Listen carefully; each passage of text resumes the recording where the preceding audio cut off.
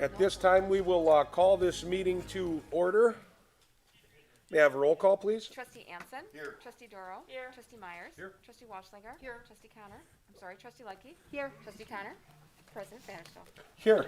If you'd all rise for the Pledge of Allegiance, led by Trustee Dorau. I pledge allegiance to the flag of the United States of America and to the republic for which it stands, one nation, under God, indivisible, with liberty and justice for all.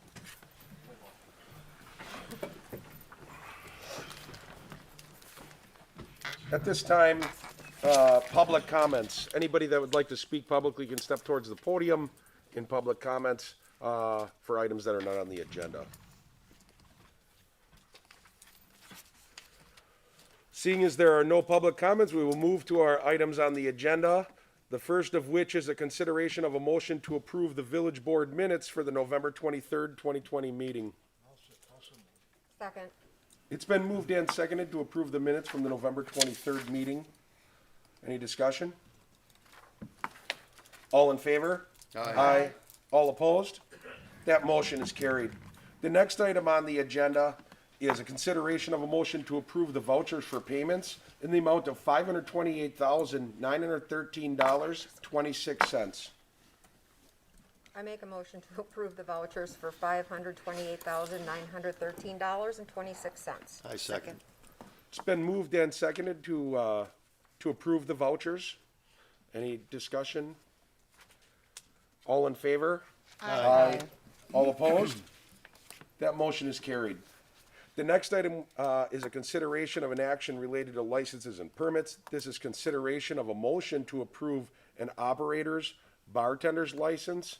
There's 3 of them. This is for Ariana Rodriguez, Callie Cummings, and Deborah Dowell. I'll make a motion to approve the responsible beverage operator's license for the 3 red. I second. It's been moved and seconded to approve those bartenders' licenses. Any discussion? All in favor? Aye. All opposed? Those are granted. That motion carries. The next item we have is discussion and consideration of a motion to approve a request for an early start building permit for Paradise Trails Condominiums. Present this evening is our village engineer, as well as Brian Lindgren from the development. Maybe we can start. Maybe Brian, do you want to add anything to your request? Otherwise, we'll turn it over to Ryan.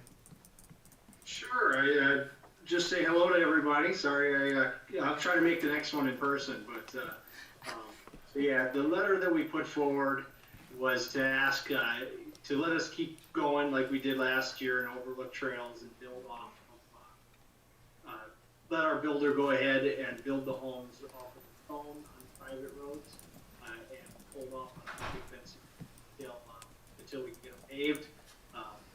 I wish somebody would have told me that I was going to stay 45 degrees until last Friday, but I had to take a call on this a few weeks ago, and I think that overall it's going to lead to a better product for our future residents. We'll let it settle over the winter. It's in good shape now, and we'd love to have that opportunity to let our builder continue to move forward. So appreciate your time. Did he say no occupancy at this time? Did he say he was taking the occupancy off? Or did I misunderstand? He wouldn't be allowed to have occupancy until the road is done, Okay. but he wants the building permit. So Well, because it said on here, oh, never mind, sorry. I'll just add on to what Brian had mentioned. As we looked at this, we're really looking at a couple of things. Number one, those roads need to allow for emergency traffic, police, fire, and emergency traffic to route throughout there during the construction of their buildings. And so they're going to be required to maintain a 16-foot fire lane. In other words, they're going to have to direct their contractors to be on one side of the road. They're going to need to use their own resources to plow the gravel roads. They made a lot of progress. The public road, scenic road, is complete with the binder course pavement, so that's the good news. And with what these stipulations are to amend the PUD agreement, we would support that and recommend that you approve that, so they can keep moving along. So just to clarify, the public part of the road is done. This would be the private part that is the private development. We have done this before. We try not to. But the end of the year came, and we also want to be supportive of the developer and let him keep moving, and get some basements in the ground so they can start building too. So we're trying to balance, both ends here and try to be fair, so. I'll make a motion to approve the request for the early start building permit for Paradise Trails Condominiums. Second. It's been moved and seconded to approve the early start building permit for Paradise Trails Condominiums. Discussion? My only question would be for the fire chief, if there's any concerns on your end. No, it sounds like they're giving us a lane, so. Okay. Trustee Walschlager, did you have anything? No, I'm done. Any other discussion? All in favor? Aye. All opposed? That motion is carried. Thank you. Thank you all. Thanks, Hope you have a Brian. Merry Christmas, Happy New Year. We'll see you next time. Same to you. Bye-bye, you Thanks. too. Bring cookies. The next item on the agenda is consideration of a motion to award the Nixon Pond Dredging contract to CW Purpero, Inc. in the amount of $85,345. Mr. Gershowski. Hi. As you can see from the paperwork, Purpero was the low bidder, substantially lower. Rickert and Milky has reviewed those documents and recommended that we accept them as the contractor. So we'd like to go forward. There were some real big differences on there too. I mean, pond interest and tracking, it was a little thing, but, I mean, pond dewatering system, it was 13.5 and it was 20,000 by other people. Mhm.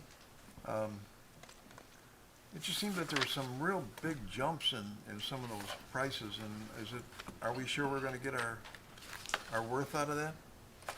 Well, they have to follow the documents in the contract and the specifications that were put together, Okay. you know, and if they don't, they'll be made to. I think those are really fair comments, and we had the same comments when we were opening. First of all, we were very surprised at the number of bidders. It's not a huge project, but it ended up netting a wider group of contractors than we thought. We speculate, we never know, but we speculate that the wide range came in as about, several of these contractors are not known at all for dredge projects, pond projects. So we think it was a winter, because it was a winter project, they put their name in the hat, gave a number, and that number was pretty large. The company that did win does specialize and is actively doing pond dredging in our area. So I think if one of these newcomers would have been the low bid, that would have gave a lot of concern. But the fact that, I won't speak for Ryan or Mike, they know these firms better, but this is certainly one of the more experienced firms that bid on the project for what we are looking to do, and they were the low bid. So it does not give us pause. Normally when you see such a wide, I mean, there's $110,000 range in bids here. That's really wide.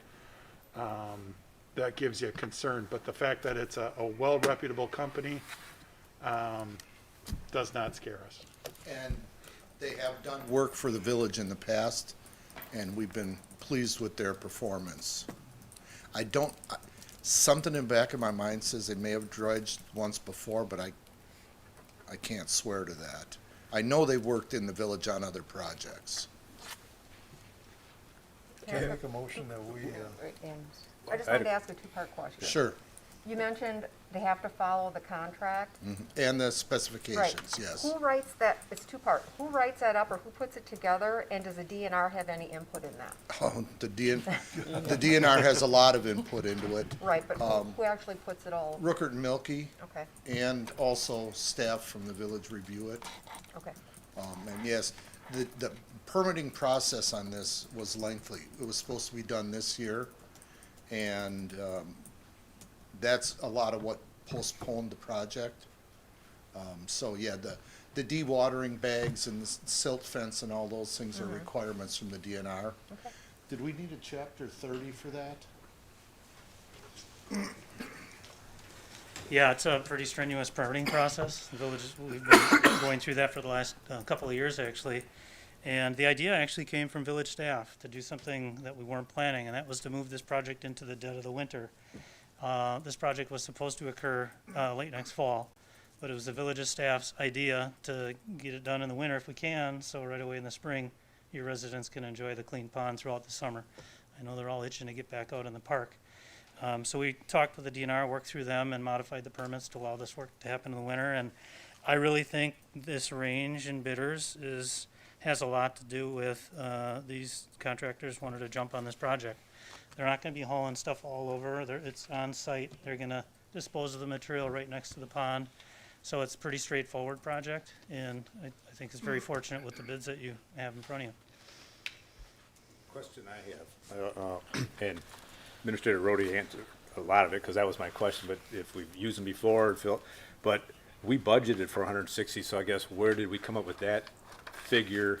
To me, that falls in suit to a lot what they were doing here, but how did that figure come up, and do you think that's discounted a lot just because of the timing of being in the winter, that, hey, we might not be working, so some jobs better than none, so. I do think that's what happened. So the estimate was generated by the past couple of times that the dredging occurred, about every 10 years it's occurred in the past.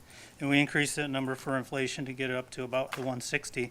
And if you look at the midpoint of these bids, it's in the ballpark of where that number is. So I do think it has a lot to do with the decision to move this into the winter. Okay.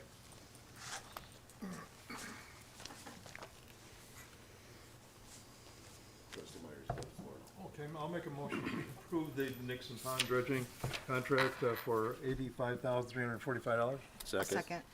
It's been moved and seconded to approve that contract for $85,345 for the dredging discussion. Or any questions for the gentleman at the podium? All in favor? Aye. All opposed? Very nice, thank you. Now we have a discussion and consideration of a motion to approve an event sign park policy. There was, what? The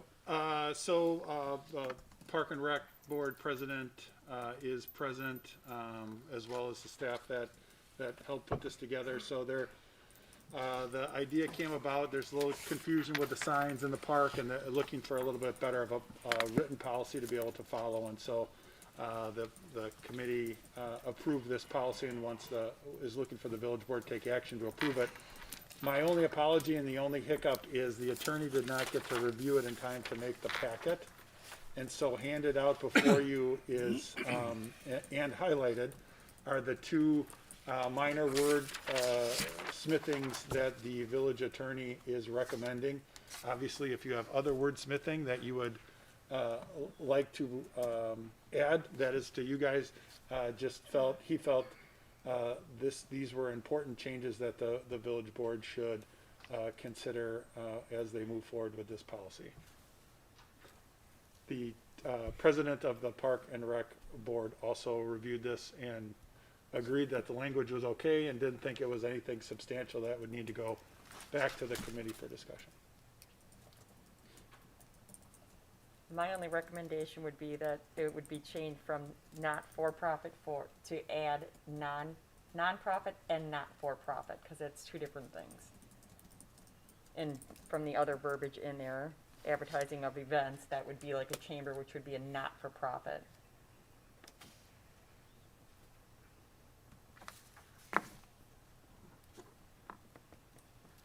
Good.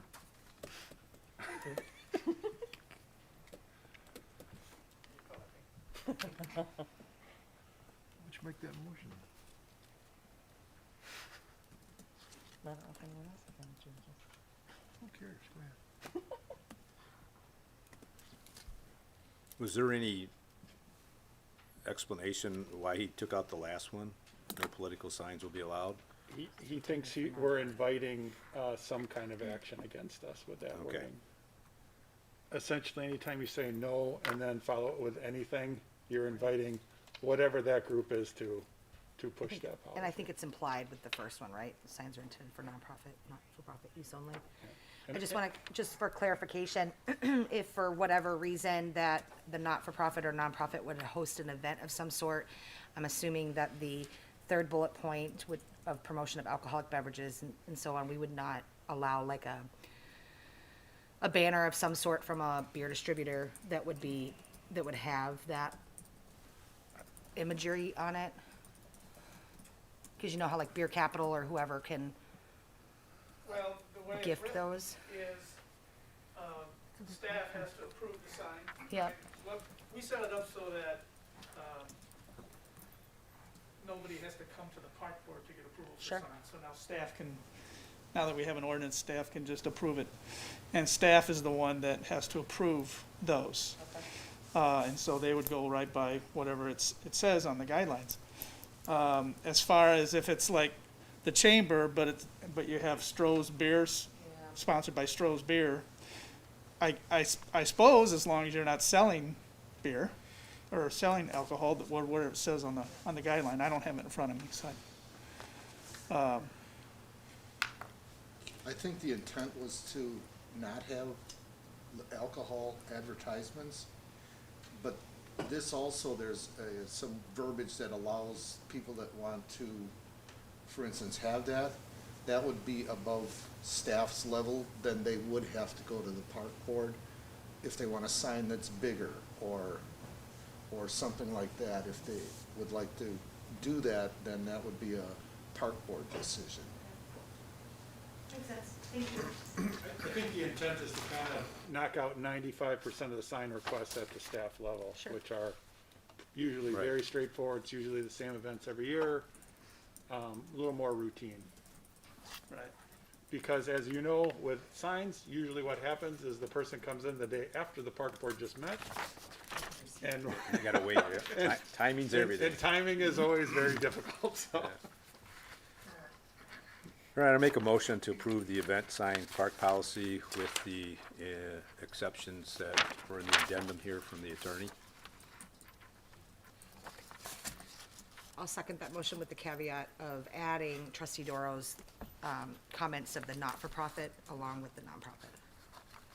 It's been moved and seconded to approve this event sign park policy with the recommendations included that have come from the village attorney and the addition that was included by trustee Dorau to read at the very beginning there that it says signs are intended for not-profit and not-for-profit use only. To advertise community events taking place within the greater Hartland community. Discussion. All in favor? Aye. All opposed? That motion is carried. Thank you, guys. Thank you. Thank you. Now, we have a discussion and consideration of a motion to approve a 2-year service agreement with Rupert Milkie for engineering service with a term ending December 31st, 2022. This item did come onto the agenda because it was brought to our attention that it was 2 years ago when we had, that we signed a new agreement with, and approved the new agreement with Rupert Milkie. And obviously, each time these come to an end, I think it's good that it comes to the board, but it was brought to our attention by a trustee, so I will, I'll let Ryan speak, and then I think the board will have to talk about, or, I'm sorry, Mr. Antman speak. Ryan's okay. Well, thanks for having me. I feel like this is like a biannual checkup. So I'm here to be checked in with, so, and I'm happy to do this as well.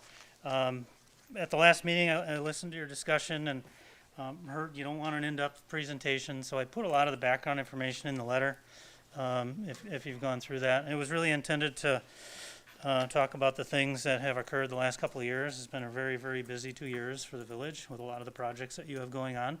And I think it's going to be a really busy next couple of years as well with a lot of the development work that you have going on. So the letter touches on at least my relationship with the village. It started in 2009, so this is the 6th time we've done like a 2-year an agreement. But it certainly isn't me. I have quite a big team of experts behind me. There's 2 other individuals that, along with me, predominantly do the majority of the work for the village. One of those individuals is a young engineer. His name's Peter. He's been doing work for the village for a couple of years. He does a heck of a job.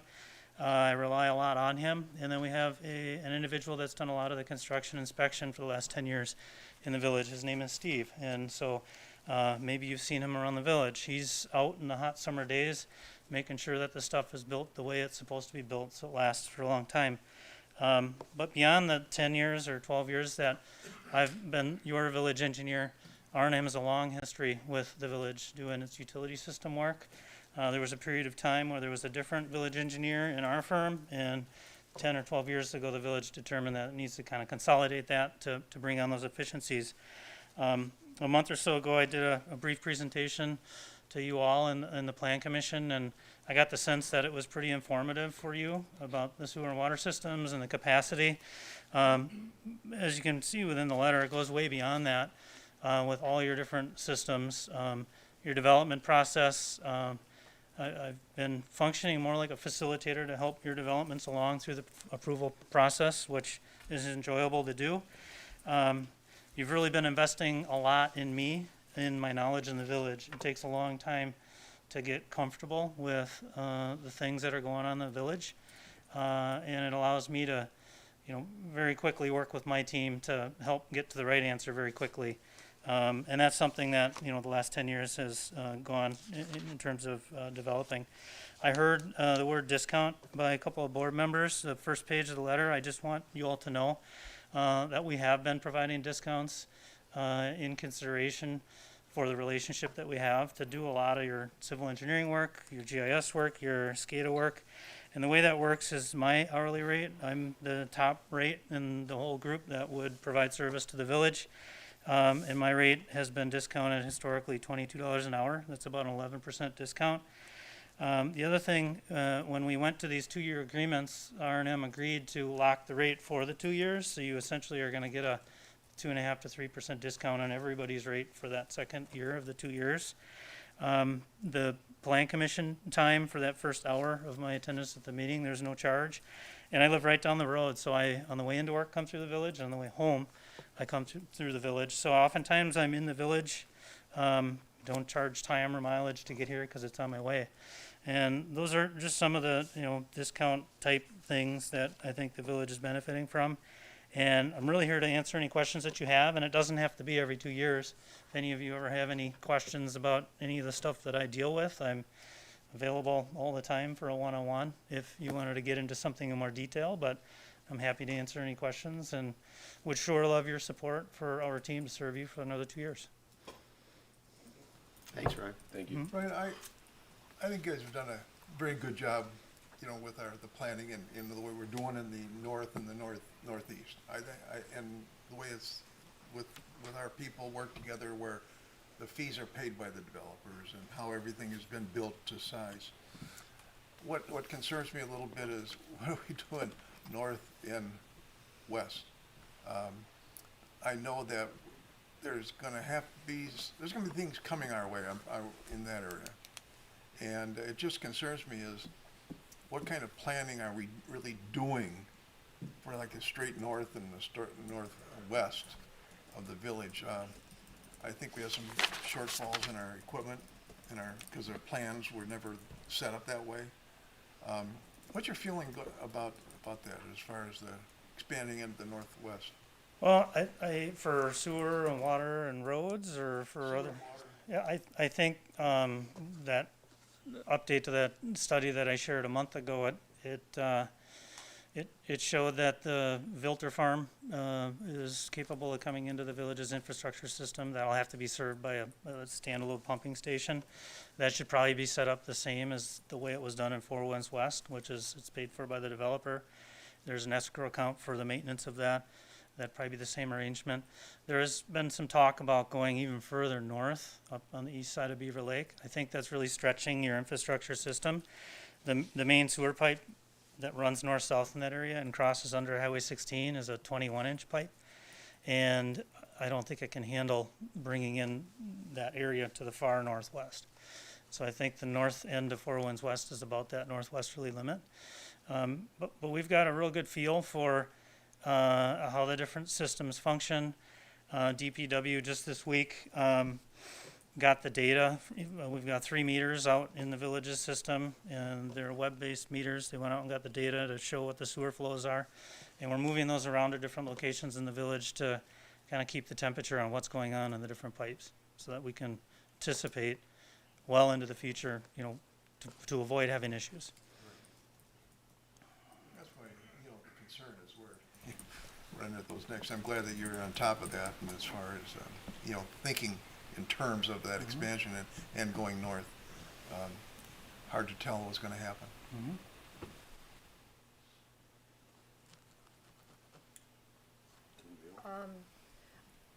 I think, we all really like Ryan, great guy.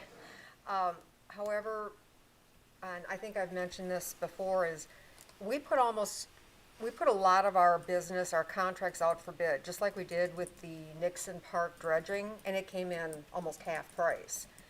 And I just feel that as a board, we need to do our due diligence and get the bids for what the market bears in this industry, because we're elected, by the taxpayers to make sure that we know the market and prices and all the yields for the services and the quality.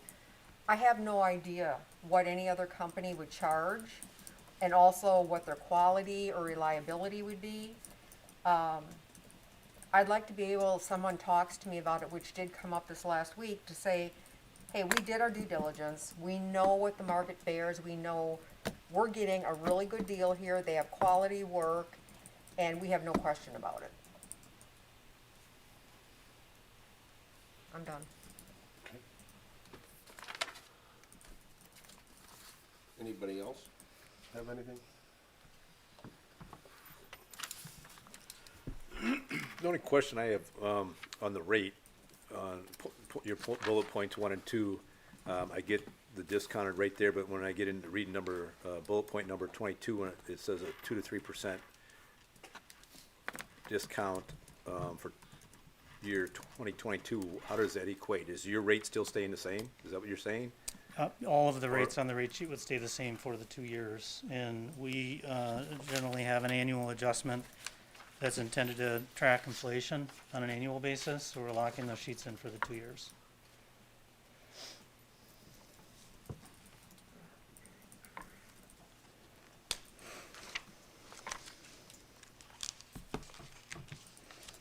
So essentially getting the second year at the rate of the first year.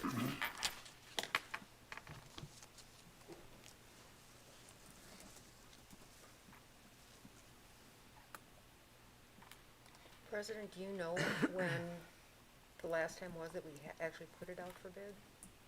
Was it 9 years ago? I do not know when the last time it was up for bid. I know the last time that this board had to address it 2 years ago, it all of a sudden came up. At the end of the year. Where it was just on the agenda, and it was in our packet, like, oh, this is time to renew it. And at that time, it was really tough. I know even at that time, I would have to look back to see exactly what we did. I do recall that Ruckert and Milky, because I also was like, well, wait a minute, because a lot of times we have to bid things, but Ruckert and Milky said, okay, whatever you guys decide to do, you can, but we'll keep charging you those same rates, because it also came up where at that time the administrator was telling them they didn't have to be at plan commission meetings, and we said, no, that's not what, that may be what he wanted, but that's not what us as a board want. So there was discussion about it. I don't know the last time we put it out for full bid. I do recall, I believe 2 years ago we sent it out in some capacity, but I could be wrong on that. So it was 2009, and the process the village used was to have 3 board members and the staff solicit different firms, and our firm was one of them that submitted. And it was interesting, the process that was used. It was pretty much, tell us what your plans would be for providing sewer and water and road infrastructure in the whole northeast part of the village. How would you do that? And so we spent a lot of time doing preliminary engineering layouts to be able to serve that entire area without new pumping stations and being able to provide the fire flow and that kind of thing. And then the rates were a part of that discussion as well. And so that was a unique process that was used, and that's when it was done. Thank you. I didn't. It was a little before my time. I believe 2011 was the last time it was, that process took place. I think you just said 2009. Oh, Somewhere in there. 2009. The other thing I would just point out, I thought we were going to be doing this year, interacting with a new director of Public Works, and if that's going to happen this year, there's a lot of information that individual needs to be brought up to speed on. So, in fact, the letter from a couple of years ago for 2019 and 20 alluded to I'm in a good position to help that director be onboarded. So, I mean, I've worked with Mike and Dave ever since the beginning. So at that staff level, we have a great communication style and support one another and whatnot. But Tim, you're the third administrator. I feel like we're starting to find a groove. I mean, it's not easy to switch people and do your job, but I think we're clicking with the developments and getting those approved. And if or when a new director comes on board, I would be in the same position to be able to help onboard that person. Thank you. Yeah, I would say, I know I mentioned this at the last meeting, so going back on record, one of my biggest concerns is that we do still need to onboard that DPW director, and so I'm a little fearful at this time to make changes when I've got a company that's got the amount of detail that they've placed into our municipality that needs to be onboarded with a new DPW director. I'd also just remind the board too that due to the hard work of Rupert and Milky, we were able to pursue $750,000 in grants for our stormwater MS4 permitting, which is phenomenal, and that helps our community out as a whole. I'd like to add to that. I agree with Robin about the DPW director. We do need a DPW director in place before we even think about changing. I was in the building business for about 30 years. I know R&M's reputation, it's stellar. They've done an excellent job for us. They go over and above, everything that they do for us. Their rates are super competitive. I think that we'd be throwing a huge monkey wrench in the developments that we've got going on and the near future developments that we have in this community if we switched right now. So I think that we should approve it for the next 2 years. Are we done with discussion?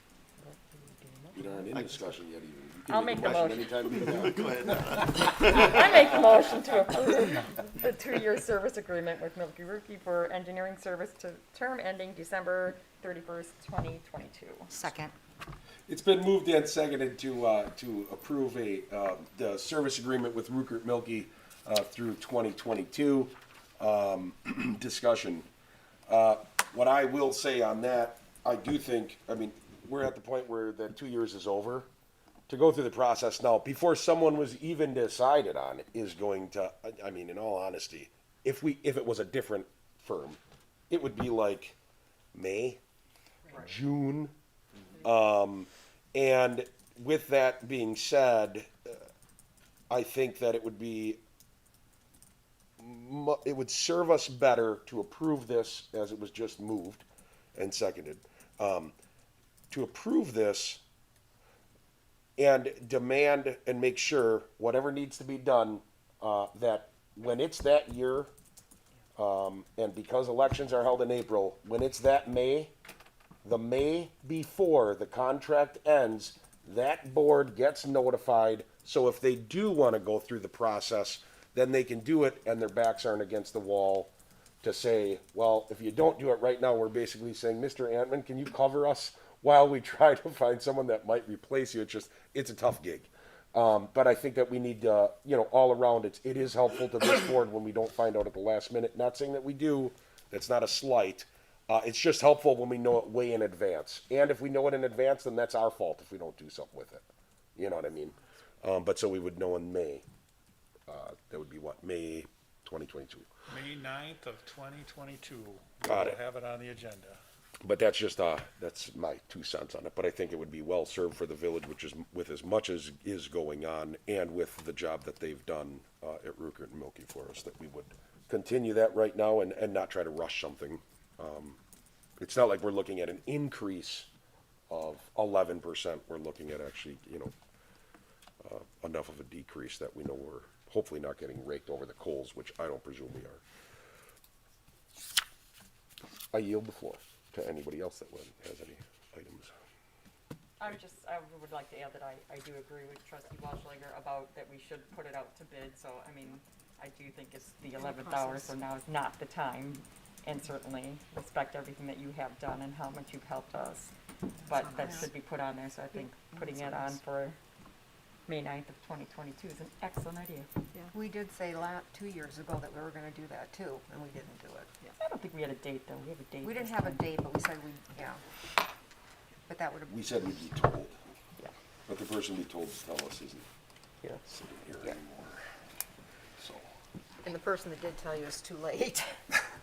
Now I don't know what to do. So it's been, anybody else have anything else? We have a motion on the floor, so I am gonna call the question. All in favor? Aye. Aye. All opposed? Nay.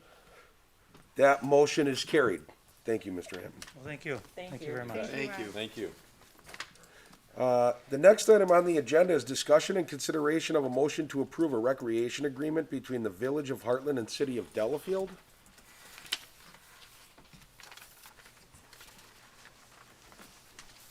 Good evening.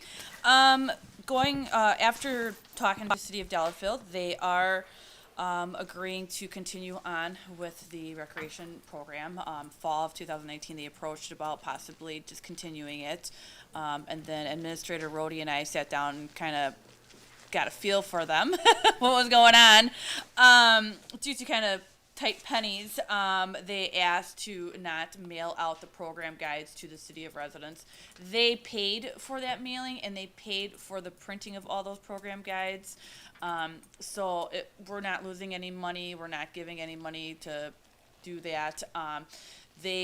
So now starting with the new program guide that's coming out, the winter spring 2021, it will not be mailed out to City of Delafield residents. What they are willing to do is to pay for printing of program guides that they'll distribute throughout the city, like the library, City Hall, and everything, and other places. They have the flexibility to request how many are to be printed for their distribution, no more than 200 per session, so no more than 600. So if we're starting off with 200, seeing how it goes, how well they distribute, and then if they need less, or even if they want more, we will give them more. Otherwise, nothing too much has changed with the agreement. It's basically the same. We kind of get first dibs unless it's like a city event, like their national night out, or if the city's having a big hearing, they might use the fish hatchery. I've used Cushing Park. I've used the fish hatchery. There's facilities that I can use, and they've been really good to work with, where they contact me if somebody's interested in doing a program or renting. They kind of check my schedule. We basically don't have anything going on there Friday, Saturday, or Sunday. We're Monday through Thursday, pretty much all day. And like I said, they pretty much designated that time for our programs. So it's been a good relationship. Susan Johnson is the person that I deal with a lot over at the City of Delafield. She's been great to work with. She does the scheduling of the fish hatchery. And another thing is, right now they pay $2,000 for kind of my time, an annual fee. In 2022, it's going to go up to $2,500, and that'll be $2,500 up through 2026. We kind of do a $500 increment every time we redo the agreement, which is every couple of years. just to touch base. So I know the rec commission is very positive. They feel good about our relationship. The members of the city commission is positive. The recreation commission did put together a little committee to help promote the rec program due to it not being mailed out anymore. So we'll do social media. They have a same type of newsletter that Darlene does, Bridges. I put a little article in there for them. And it sounds like they're gonna let us start using that more every time they do it. They do it twice a year, December and June. They've never done that before, so that was really nice. The clerk included me in on that, which I greatly appreciate. And my instructors are very supportive in this. And do I think we'll probably have the same people sign up. Hopefully we'll get new people. Word of mouth is usually the most powerful. But we're gonna go full steam ahead and push as much as we can and try to keep our numbers going up. And we've shared with them since I've been there that our numbers have pretty much doubled for enrollment for the fish hatchery programs. So yeah, I think everybody is happy with this agreement, how it turned out and everything. I am, and my instructors are happy that we're not stopping classes. So very happy with that. So yeah, any questions? I have one question. Yeah. It's on the topic, I guess, when talking about program guides and, pushing it out. Does the city of Delafield allow it to go out to their school districts? The program guide? They probably wouldn't, I could contact the city of Delafield or those schools myself and say, hey, can I put copies? Can I give you a file, a hard copy? Their email Yeah, forms, yeah. And I know, so, yeah. I know we do sometimes with Hartland Lakeside, so I thought Yeah. Delafield might be helpful. Yeah, I can reach out to them and ask, hey, can I put this in the file, send it out to parents and stuff, so that's a good idea. Any other questions? Ideas to promote? All right. Doing a great job. Thank you. All right. Thank you. Thanks, Kelly. So I'll make the motion to approve the recreation agreement between the Village of Hartland and the City of Delafield. Second. It's been moved and seconded to approve the recreation agreement between the Village of Hartland and City of Delafield. Any discussion? All in favor? Aye. All opposed? That motion is carried. Now we have a discussion and consideration of a motion to approve funding of an additional police officer to cover the schedule of the officer that was injured in the line of duty on 11/6/2020 through unreserved fund balance. Chief? Good evening. I come before the board tonight to request funding for the police officer to cover our injured officer's schedule. And I would request this through unreserved fund balance. So I was able to meet with our officer last week. We had a very good discussion. Mentally, the officer's in a really good place. He wants to come back to work sooner rather than later. Unfortunately, physically, as you can imagine, it's just not possible. The one downside we're in right now is this is a long road to recovery. So there is no medical timeline in place for when this return to duty, or even if this return to duty happens, when it will. So as the chief, I got to look at our long-term staffing needs. Our police department is anticipating 2 retirements in the near future. One, I'm very safe to say will definitely happen in 2021. The other one, I'd say it's high probability, worst case scenario, very early 2022. Other thing I have to take into consideration is I have some officers that have started some young families. And as you can imagine, as those continue to grow, those families continue to grow, we have the FMLA, or the Family Medical Leave Act, that goes along with that. So what I'm trying to prevent is that perfect storm of an officer out, which is for a lean operation that we run here at the Hartland Police Department, already impactful. But now you add in potentially 2 retirements that could come together, and then potentially in the midst of all that, 2 family medical leaves that are happening because of childbirth. I would ask that, again, this would be funded, if approved, through our unreserved fund balance.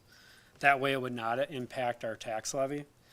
Right now, if My hope would be if we were to recruit for this position, we would try to move forward with some type of lateral transfer so we could get that officer hitting the ground running. So I gave you the worst case scenario on cost, and that would be a top paid officer with all of the family benefits, and that would be a total compensation package of this, everything that the village would provide, and that would be approximately that $128,000 mark. Our fund balance sits at almost $5.4 million. Some of that is reserved. So our on-reserve fund balance would be that $2.3 million mark.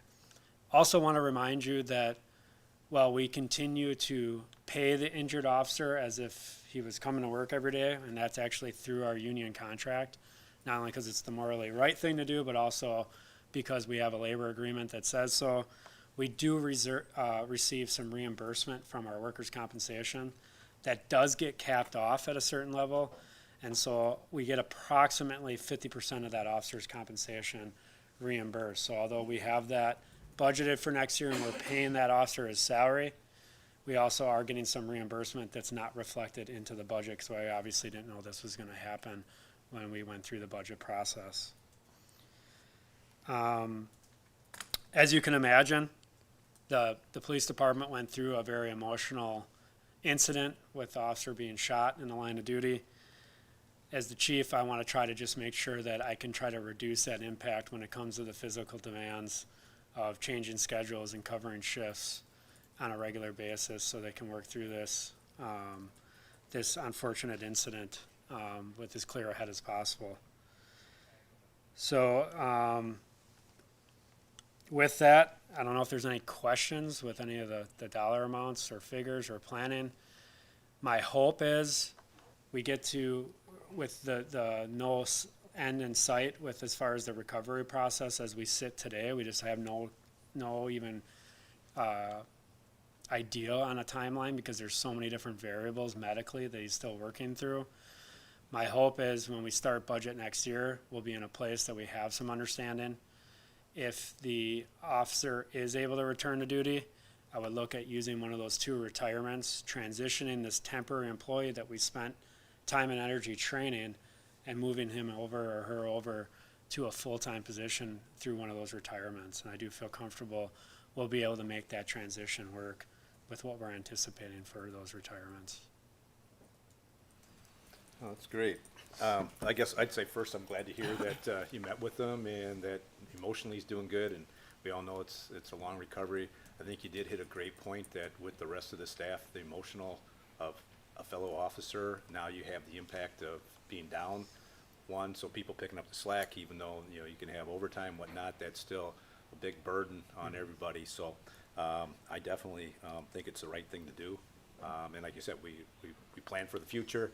You've got a well drawn out plan with retirements and family leave, and let alone you didn't even mention if something would come up with COVID or another unforeseen sickness or surgery or whatever, that's going to put a big hamper on our police department that we're already down one. So with that, I'd like to make a motion to approve the funding for additional police officer to cover the schedule of our injured officer using the unreserved funding balance. Second.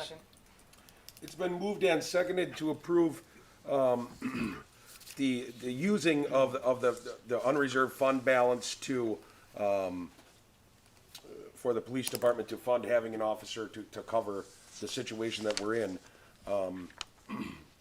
Any discussion? No, just want to simply echo, Trustee Connor's words, and I appreciate your ability to be agile and pivot and still keep your mind on all of the officers too for their well-being. So kudos to you for that, Chief. Ditto. Yep. Chief, one thing I wanted to ask, and I know as we've talked about this, and now we're,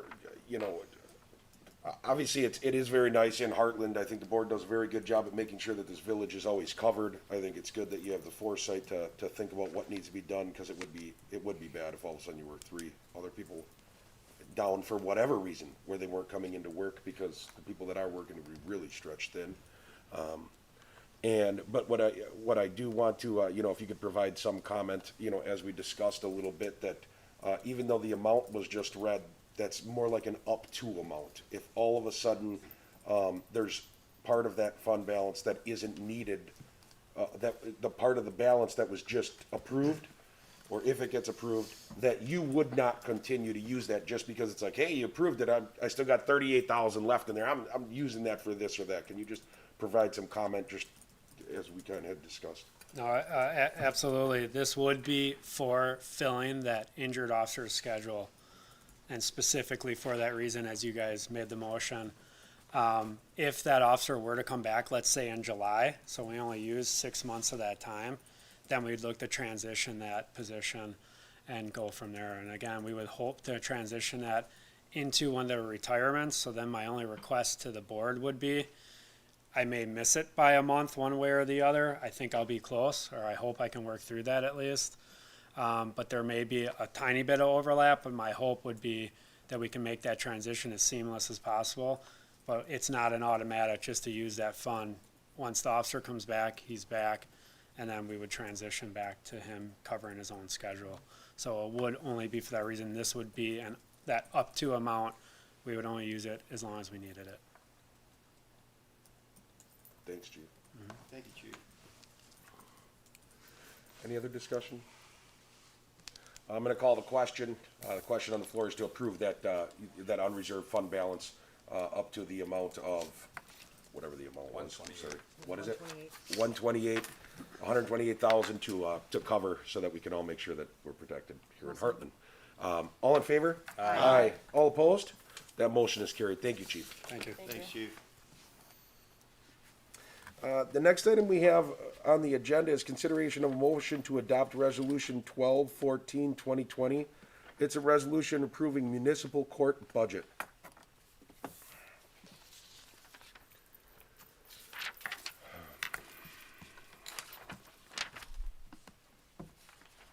All right, so I was able to attend our administrative committee meeting that we hold annually to approve the budget. We have, as of 2020, we just moved into the new courthouse, which is in the City of Oconomowoc Police Department, their new police department that they built.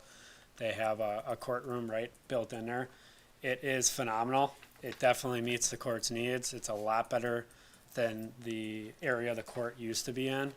Both being able to find it for one, and then two, having the size and capabilities to handle the volume that the Lake Country Municipal Court handles with the 22 or so different municipalities that utilize that court.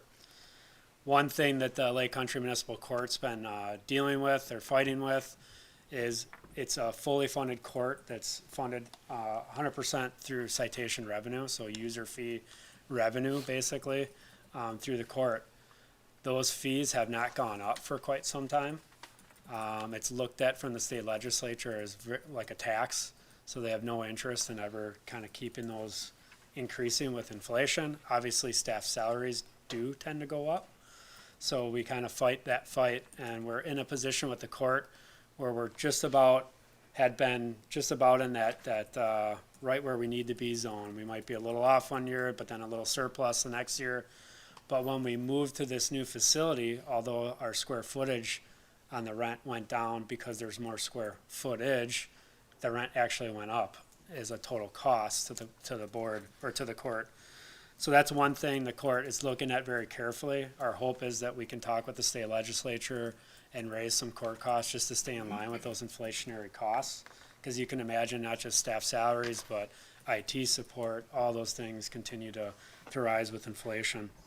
So the court had planned about a $16,000 shortfall going into 2020. As you can imagine with COVID, that did not help us in any way, shape, or form.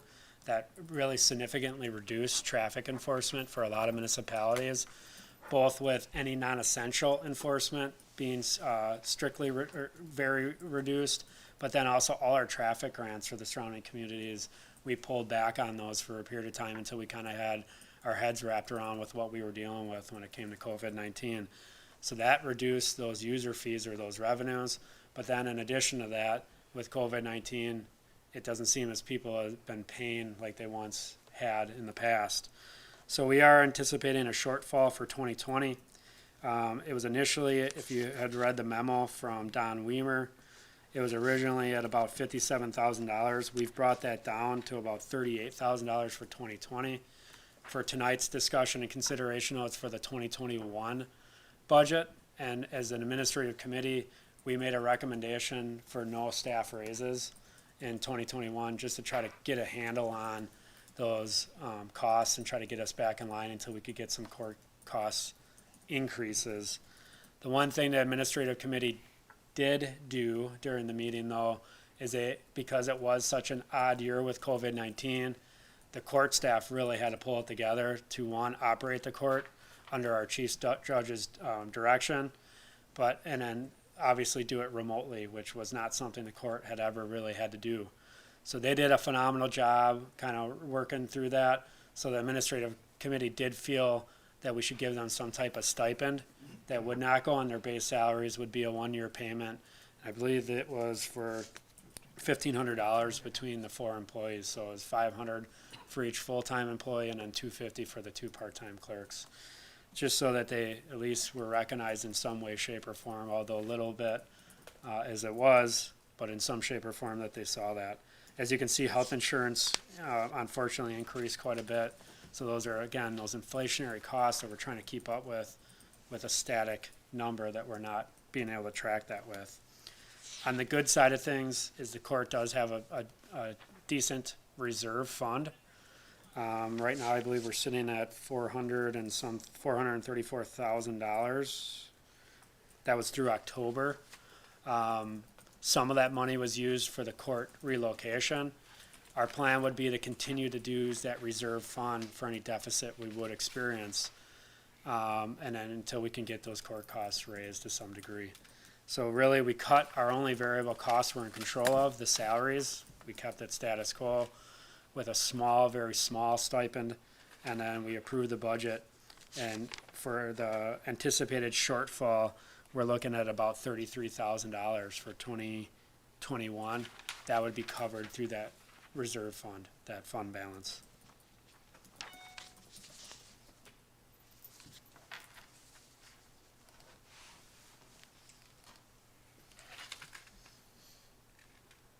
So that would leave us with no cost from the village of Hartland specifically to pay for running a court, which is a good thing. It's not always the case.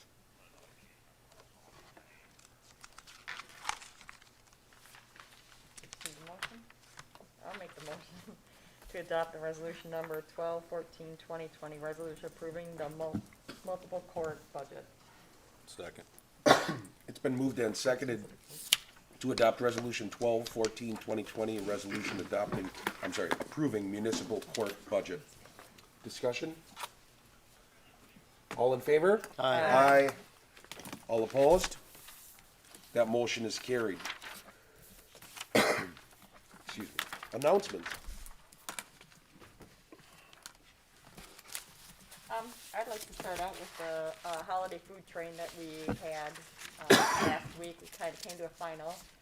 We had a lot of people that had created boxes, whether it's business or just people in the community that created boxes to create a box car that was out front of the village to fill up for our food pantries.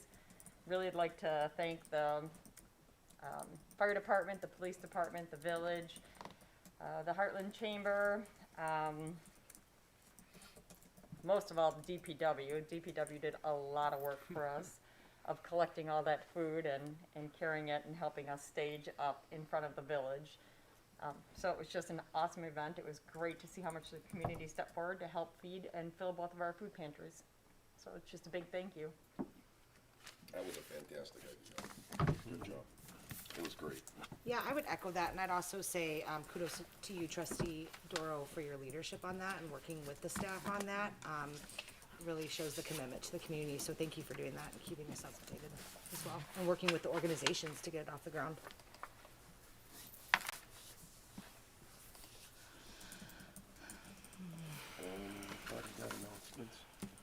We have the, while our fire chief is walking towards the podium, I'll just say, so, it is, election season paperwork time, so anybody in the village of Hartland interested, or to anybody that wants to go and tell people in the village of Hartland also, they can go to the front counter, they can see our wonderful clerk Eigel. She'll get them set up with a handbook packet, but if someone's interested in what they need to do, if they want to run for, office in the village of Hartland, or if they're interested in just getting more involved, there's volunteer forms, so you can go to the front counter and they'll get you set up with paperwork and tell you what you need to do if you want to run for office, or if you're interested in being on a committee or getting more involved. So just wanted that to be out. That goes on until January 5th. That is the deadline for that. Chief, floor is yours. Good evening. Just some updates. Ladder truck should be done by the end of this week with the paint and upgrades on the APU. So we'll be, as soon as we hear for sure, we'll be making plans to go out and pick it up. Had a meeting today with the county chiefs on COVID-related stuff. With the vaccines coming in, there are 18 departments in county of Waukesha that had signed up to be vaccination sites. So the first round of vaccines coming in, probably only going to take care of about 5% of the healthcare population and long-term care facility population. So not sure how many we're going to get. Doc Schultz, emergency room doctor and doctor for many of the fire departments as far as protocols go, has been working tirelessly with this, and just everything is just kind of up in the air. We were supposed to hear back 2 or 3 days after we made the application to become vaccine sites, and it was almost 2 weeks before we heard back from the state on that.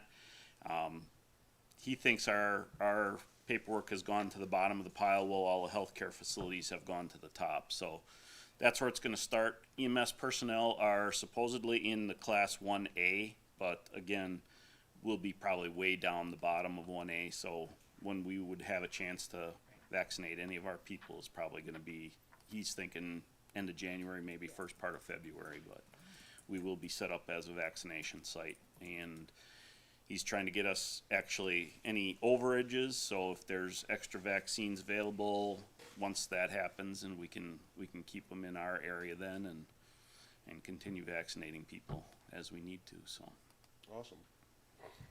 Thank you. Thank you, Chief. you're welcome. Thank you. I was gonna say, I had one for Chief Misko. Oh. If you Oh, could- for Chief Misko, Yep, okay. if you could just update the public again on the parking for the winter, out for winter. in your Right, town. so, winter parking ordinance is in effect. Went in effect November 1. It does run through, the whole month of March. And that is, you can't park overnight on the village streets from 2 AM to 8 AM. So that ordinance is in effect. We did do some warning drops, before any winter weather went into effect early in November. But as the winter weather approaches, we will be watching that a lot more closely to ensure that our DPW can appropriately clear the roads and keep them safe for everyone to travel. And then the only thing I had was just piggybacking on Chief Jambritt's. Our Chiefs Association is working with the state as well, because we're in Group 2 something or other, B or something, whatever that means. You're in one.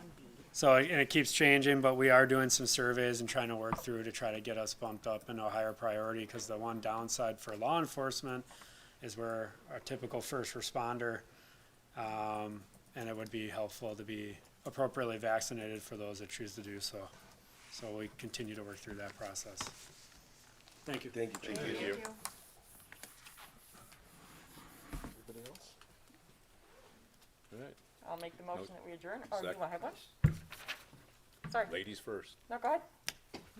Make a motion to adjourn this meeting. Oh, I thought he was had an announcement. In that case, I'll second. It's been moved Give it a in, chance. it's been moved and seconded to adjourn this meeting. By Donna. All in favor? Aye. This meeting's adjourned. Thank you, everybody.